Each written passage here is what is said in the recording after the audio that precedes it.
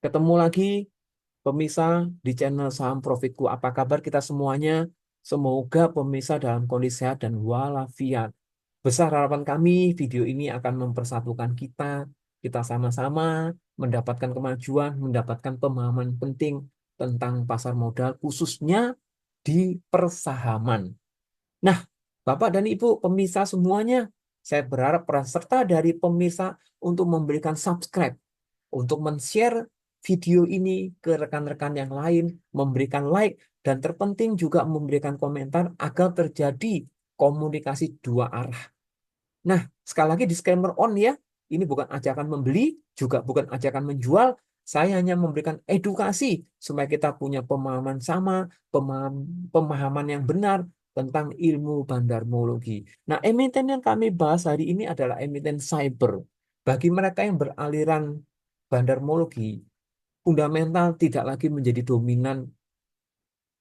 Price to earning ratio, debt to equity ratio, return on equity, ataupun pair ini dan itu tidak lagi menjadi satu garis terdepan di dalam mengambil sebuah keputusan untuk membeli ataupun menjual ataupun menganalisa. Nah, seperti biasa kita langsung masuk ke program yang utama. Di sini sebetulnya banyak menu. Nanti di video berikutnya kami akan ulas masing-masing menu. Karena keterbatasan waktu, karena topik juga sudah kami desain, maka kita akan membahas sesuai dengan waktu yang ada. Di sini adalah share mount, shareholder mount, untuk mengetahui jumlah lembar saham. Dan jumlah lembar saham ini berada di investor golongan apa-apa saja. Anda melihat di sini ada dua kelompok besar. Kelompok lokal ya, share kategori, ini kelompok foreign, dan ini kolom 31 Oktober. Data ini sebelumnya Anda bisa download di KC, Kustodian Sentra Efek Indonesia. Kita langsung memulai bahwa komposisi lokal itu sebesar 7,22% atau 465 juta lembar. Sementara komposisi foreign itu menempatkan 92%. Wah, ini bisa dikatakan bahwa saham ini dikuasai oleh asing. Kita melihat seberapa besar corporate ini 85,12% atau setara dengan 5.490, saya ulangi, 5.490 juta lembar. Nah, dengan kepemilikan peta yang sudah kita perhatikan ini, Anda bisa mengetahui bahwa seberapa besar potensi yang bisa kita gali dari shareholder ini. Setidaknya ketika jumlah lembar saham dikuasai oleh korporat tertentu ataupun institusi, mudah sekali bagi institusi atau korporat untuk menaikkan harga. Nah, inilah poin pentingnya. Kita langsung masuk ke Broxheim Life. Pemirsa bisa melihat bahwa Broxheim Life ini seperti alat tools ya, yang menurut saya ini masih sangat cukup ampuh di dalam kita untuk memutuskan sebuah emiten layak entry atau tidak layak. Kita masukkan cyber. Defaultnya adalah 1 bulan. Nah, pemirsa, Anda bisa melihat bahwa ada 3 grafik. Grafik pertama adalah perbandingan antara close dan high ya, grafik pertama. Terus grafik yang kedua, ini masih loading. Kita tunggu sebentar pemirsa. Nah, masih loading ya. Jadi grafik pertama, baris pertama adalah grafik tentang komposisi close dan high.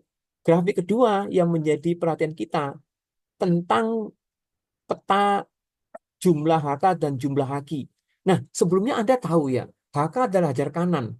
HK adalah proses membeli sebuah emiten di atas harga pasar. Jadi HK ini berperan penting terhadap kenaikan sebuah saham. Apa jadinya ketika antrian over di sebelah kanan itu dihajar oleh RDN?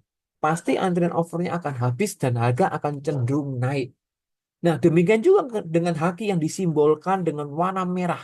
Adalah orang yang punya stok, mereka menjual di bawah harga pasar. Biasanya proses haki itu akan membuat antrian bidnya akan menipis ataupun habis yang biasanya identik dengan cenderung harga turun. Nah, kita melihat di grafik ketiga ya. Di sini adalah komposisi frekuensi sekaligus volume perdagangan. Jadi frekuensi adalah jumlah transaksi yang match, baik itu jual ataupun beli. Contohnya Anda menjual 100 lot. Anda pecah menjadi 10 bagian, 10 lot. Berarti disebut itu adalah 10 transaksi. Nah, biasanya ketika transaksinya naik, itu harganya juga akan melompat naik, tetapi sangat tergantung dari grafik tengah, yaitu hajar kanan atau hajar kiri. Nah, kita melihat di sini, kita akan mundurkan ke tanggal 9 ya. Kita akan melihat seberapa besar akumulasi yang sudah dilakukan oleh institusi ataupun individu besar ya. Ini tanggal 7, tanggal 4.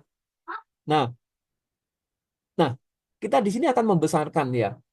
Jadi sesuai dengan grafik tengah ini, kita melihat berapa besar yang sudah dikumpulkan oleh Big Fund.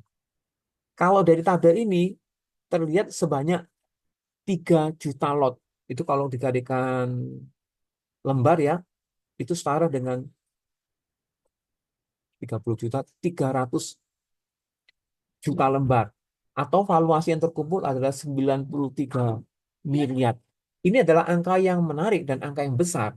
Jadi Anda bisa melihat bahwa Big Money sudah melakukan akumulasi sebesar 93 miliar ya dengan periode 4 Oktober hingga 10 November. Nanti di akhir acara kami akan tunjukkan seberapa besar atau broker-broker apa saja yang sudah mengakumulasi saham cyber ini. Sekali lagi, pemirsa, saya ingin menekankan bahwa ada satu rumusan ataupun mindset yang Anda harus pahami bahwa seorang bandar ya itu tidak akan rugi. Seorang bandar tidak akan menjual rugi. Jangankan rugi, imbang saja bandar tidak mau. Bandar harus untung. Anda bisa melihat berapa besar fee yang harus dibayarkan ketika seorang bandar mengakumulasi hingga 3 juta lot atau setara dengan 93 miliar rupiah. Ini mungkin bukan angka yang kecil, bukan angka yang main-main. Jadi Anda bisa tahu bahwa seorang bandar ada seorang profit oriented. Dia bukan lembaga amal, dia juga bukan lembaga sosial, lembaga yang gratisan. Mereka adalah lembaga yang mengacu ke profit. Nah, Anda bisa melihat sekali lagi ini bukan ajakan untuk Anda untuk membeli ataupun ajakan untuk menjual. Kami hanya memberikan gambaran bahwa inilah yang disebut fase akumulasi. Coba kalian nalar ya. Seorang yang memiliki uang besar atau disebut bandar, ketika dia ingin mendapatkan barang, mereka sebenarnya punya dua cara. Satu, bandar tersebut memasang antrian beli menunggu pihak lain untuk melakukan haki. Itu yang pertama. Yang kedua, ataukah seorang bandar itu dengan uang tunai yang besarnya RDN ini, dia langsung mengeksekusi harga di atas harga pasar atau mungkin HK ya. Jadi antrian overnya dihajar. Menurut kalian, pemirsa, mana yang lebih logik bagi seorang yang punya uang untuk mengakumulasi? Apakah orang yang punya uang itu menempatkan antrian beli di sebelah kiri ataupun langsung menghajar antrian jual dengan uang yang dimiliki oleh bandar tersebut? Kalau menurut saya, bandar bersifat kejar bola, bukan pasif menunggu bola.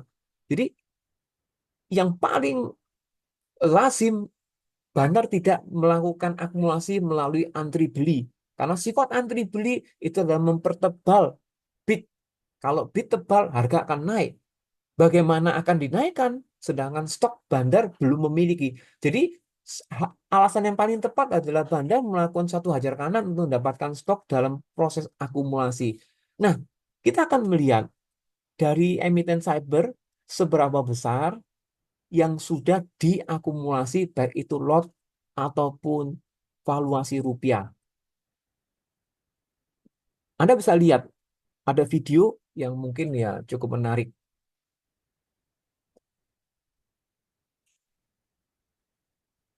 Oh, tidak jalan nih. Oke, kami tampilkan videonya. Ya, mudah-mudahan terlihat.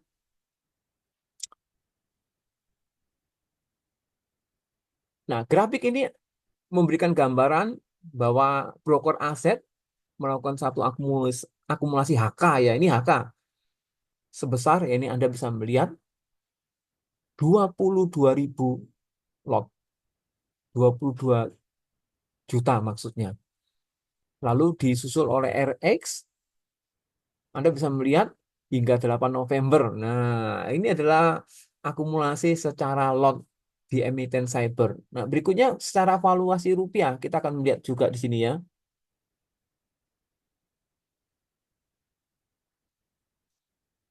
Nah, berapa yang sudah dikumpulkan? Cukup besar, 2 miliar ya, oleh broker AZ. Apa broker aset? Anda bisa cari sendiri aset sekuritas apa. Nah, kita melihat. Jadi nggak mungkin bandar itu melakukan suatu hal yang sifatnya non komersial, amal dan sebagainya. Bandar adalah profit oriented. Anda bisa melihat tadi, saya ulangi, saya pause ya. Nah, Anda bisa melihat seberapa besar 24 miliar ya. Ini kita tampilkan 10, padahal kita tahu bahwa jumlah broker yang ada di pasar modal kita itu ada 100 broker lebih, yang kami tampilkan hanya 10. Kalau Anda total secara keseluruhan, angkanya akan melebihi daripada angka yang terdisplay di sini.